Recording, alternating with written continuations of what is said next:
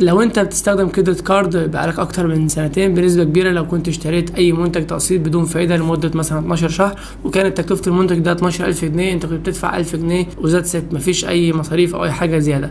مؤخرا بقى ما في تقسيط بدون فايده، بس في مصاريف اداريه. انا حابب اقول لك مصاريف اداريه كده عشان نبسط عليها.